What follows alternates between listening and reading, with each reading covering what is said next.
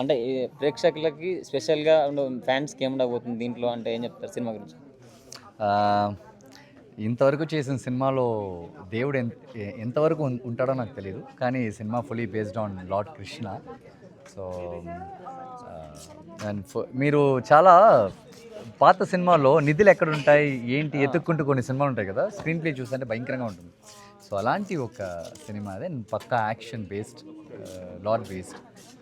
ఎలా మీకొచ్చి ఒక హనుమాన్, కార్తికేయ మీకు ఎలాగ ఈజీగా కనెక్ట్ అయిందో అలాంటి కనెక్ట్ అయ్యే ఒక సినిమా. చాలామంది ఇప్పుడు యంగ్‌స్టర్స్ చూసుకున్నట్లయితే చాలామంది హీరోల్లో చాలా డిఫరెంట్ లవ్ స్టోరీస్ గానీ ఇలా ఎంచుకుంటున్నారు.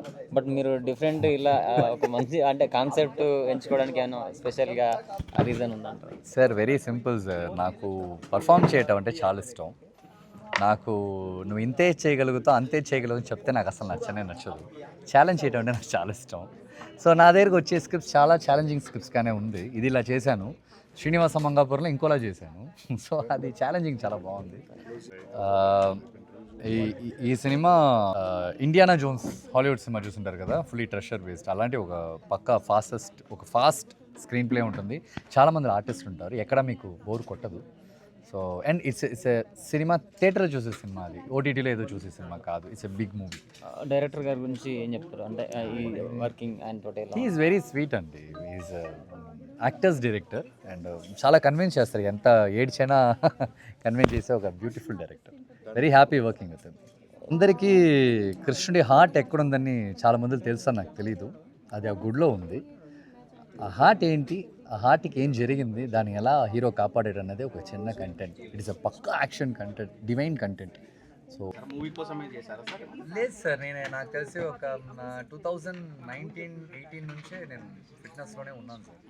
ఎప్పుడు నేను ఫిట్గానే ఉంటాను సార్. ఇప్పుడే తెలుస్తుంది, లేకపోతే తెలియదు. అంటే మన లెక్క ఏంటంటే జిమ్ బాయ్స్ లాగా ఇలాగే ఉంటే నా వల్లది కాదు. అందుకోసం ఫిట్గా ఉండటానికి ఏమేమి ఎలా లోపల ఎంత ఫిట్గా ఉండో అది ఎప్పుడు. సార్ ఇప్పుడు చెప్పాలి, నాకు ఎలాంటి క్యారెక్టర్లు అన్నా చేయడానికి నేను రెడీ. ముందు రాబోయే అలా ఎలాంటి క్యారెక్టర్లు నేను ఎక్స్పెక్ట్ చేయొచ్చు సార్ మీ దగ్గర నుంచి? సార్ నేను చాలా రోజుల నుంచి నేను అడుగుతున్నాను, నాకు ఒక ట్రాన్స్జెండర్ క్యారెక్టర్ ఉంది, నేను చేస్తాను. పక్కా యాక్షన్ ట్రాన్స్జెండర్ వచ్చేద్దాం.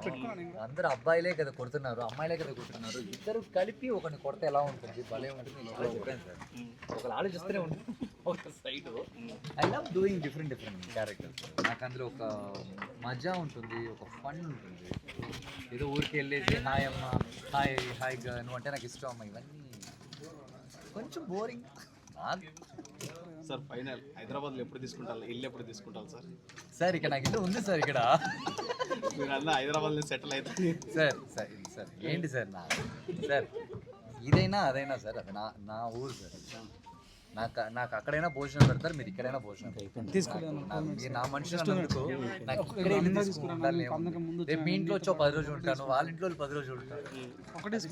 సార్ చాలా మంది అంటారు మహేందర్కి ఇప్పుడు రాక అంటే ఇంత పెద్ద ఆర్టిస్ట్ అయ్యి కూడా స్టార్డమ్ అంటే మీకు ఎప్పుడు ఎక్దమ్ ఫన్నీగా ఫ్రీగా ఉంటారు. అది ఎలా సార్ సాధ్యమవుతుంది? అంటే కొందరికి ఏంటంటే కొద్దిగా ఒక సినిమా హిట్ కాగానే స్టార్డమ్ వచ్చేసి పక్క అలా ఉండేటోళ్ళు మీరు సార్. యాక్చువల్లీ అలా ఉంటే కొంచెం బెటర్ అనుకుంటున్నాను సార్.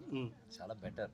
మనం హ్యాపీగా ఫ్రీగా జాలీగా ఉండకుండా కొంచెం రిజర్వ్డ్గా ఉంటే బెటర్. ఎందుకంటే రీసెంట్గా నేను చాలా జాలీగా హ్యాపీగా నేను మాట్లాడిన దానికి సీరియస్గా చేసి పడేసారు.